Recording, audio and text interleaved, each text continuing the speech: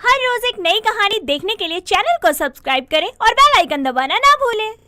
रूपाली को अपने मायके में कभी माँ का प्यार नसीब नहीं हुआ, क्योंकि रूपाली की माँ बचपन में ही गुजर गई थी। इसलिए वो चाहती थी उसकी शादी जिस घर में हो वहाँ उसे सास के रूप में अपनी माँ का प्यार नसीब हो। लेकिन शायद किस्मत को कुछ और ही मंजूर था, जिसके चलते उसकी शादी एक अनिकेत नाम के लड़के से हो जाती है। और जब वो ससुराल पहुंचती है तो उसे पता चलता है कि उसकी सास अपने परिवार से अलग रहती है, जिस पर वो अपने पति से कहती है, एक बात बताइए अनिकेत जी, जब आपको पता है कि आपकी माँ जिंदा है तो आपने उनसे मिलने की या वो अपने परिवार वालों के साथ क्यों नहीं रहती हैं? ये जानने की कोशिश क्यों नहीं की? तुम्हें क्या लगता है कि मैंने ये जानने की कभी कोशिश नहीं की होगी? लेकिन मैंने जब भी पिताजी से माँ के बारे में कुछ भी पूछा है, वो गुस्सा हो गए और उन्होंने मुझे चुप भी करवा दिया गुस्से से। मुझे तो आज तक ये नहीं पता कि मेरी माँ है कहाँ। आपके पास उनकी कोई तस्वीर भी नहीं है क्या? मैं उनसे मिल नहीं पाई तो कम से कम उनकी तस्वीर तो दिखा दीजिए। माँ और पिताजी के बीच ना जाने क्या बात हुई कि दोनों अलग हो गए, लेकिन उस एक वजह के कारण पिताजी पूरी तरह बदल गए। अब तो वो माँ का नाम भी सुनना पसंद नहीं करते। तस्वीर रखना तो दूर की बात है, उन्होंने तो घर से माँ की सारी तस्वीरें हटा दी। तो क्या मुझे माँ जी की तस्वीर भी देखना नसीब नहीं होगा? लगता है मेरी किस्मत ही खराब है। मायके में माँ का प्यार नहीं मिला और ससुराल में सास का। लगता है मेरे नसीब में माँ का प्यार लिखा ही नहीं है। घर में माँ की तस्वीर बेशक ना हो, लेकिन मेरे पास माँ की तस्वीर है, जिसे मैं हमेशा अपने पर्स में रखता हूँ। रुको मैं दिखाता हूँ तुम्हें। अनिकेत इतना कहकर अपने पर्स से अपनी माँ ममता की तस्वीर निकालकर रूपाली को दिखाता है और रोने लगता है। अनिकेत को रोते हुए देखकर रूपाली को बहुत बुरा लगता है और वो उसे गले लगाकर संभालते हुए अपने मन में कहती है, मैं अनिकेत जी को ऐसे रोते हुए नहीं देख सकती। मुझे ससुर जी से बात करनी ही होगी और माँ जी के बारे में पता लगाना ही होगा कि वो कहाँ रहती हैं।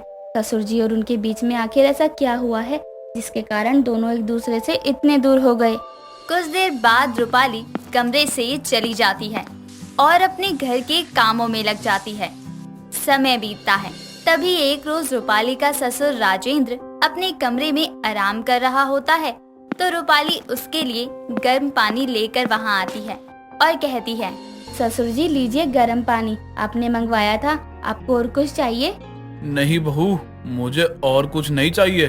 बस थोड़ी तबीयत ठीक नहीं थी तो दवा खाना था, इसलिए तुम्हें तकलीफ दी।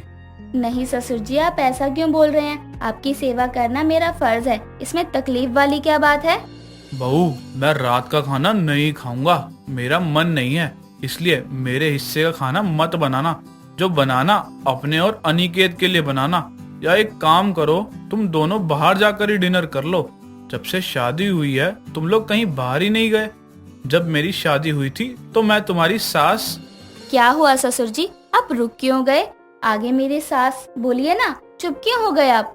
कुछ नहीं, मुझे जो कहना था मैंने कह दिया। अब तुम जा सकती हो, मुझे आराम करना है।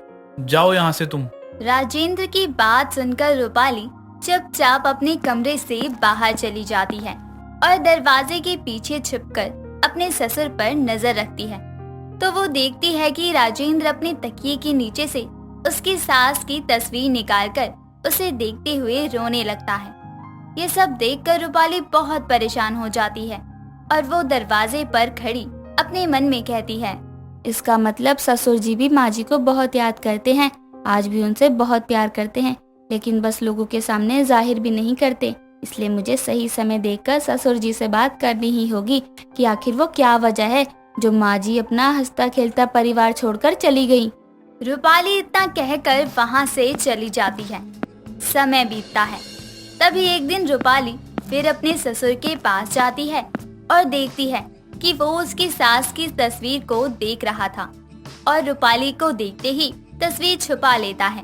तो रूपाली उससे कहती है, ससुर जी, दुश्मनी और प्यार छुपाए नहीं छुपते, और जब आप माँ जी को इतना याद करते हैं तो आपने उन्हें जाने क्यों दिया या फिर वापस लाने की कोशिश क्यों नहीं की?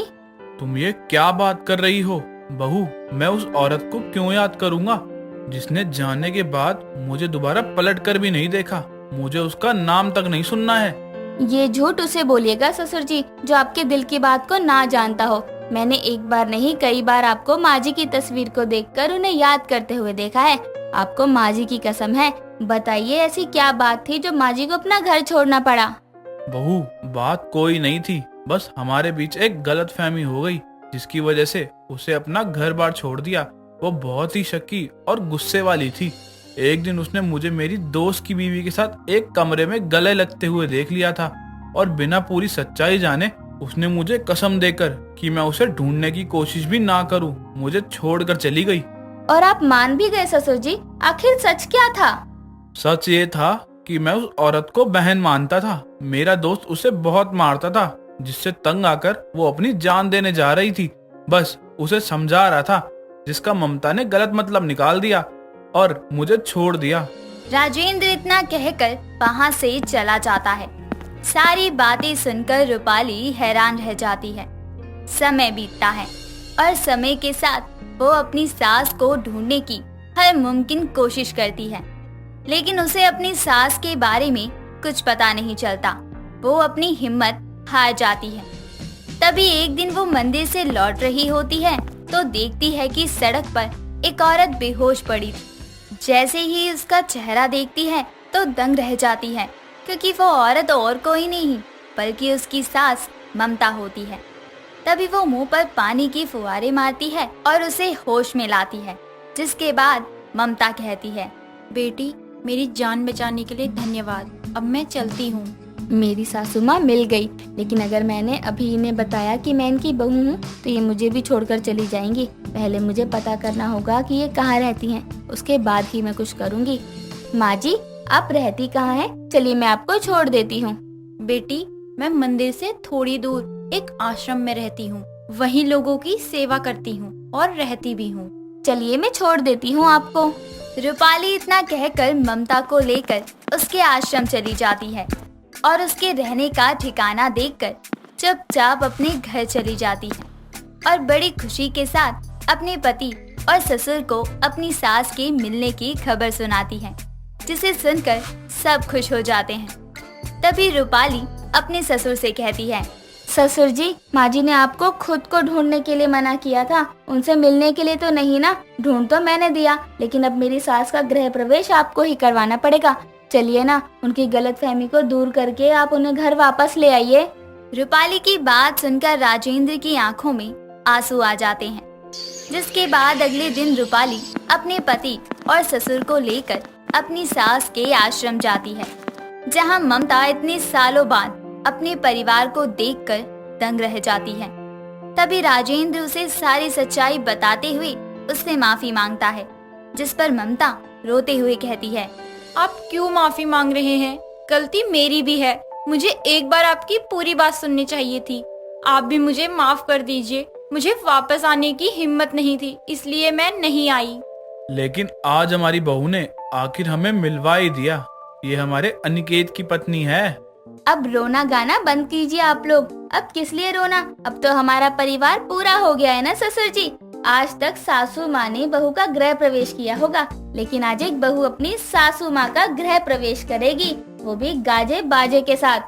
दोस्तों, अगर आपको ये कहानी पसंद आई तो इसे लाइक करें, शेयर करें और कमेंट करके बताएं कि कहानी में आपको सबसे अच्छा क्या लगा।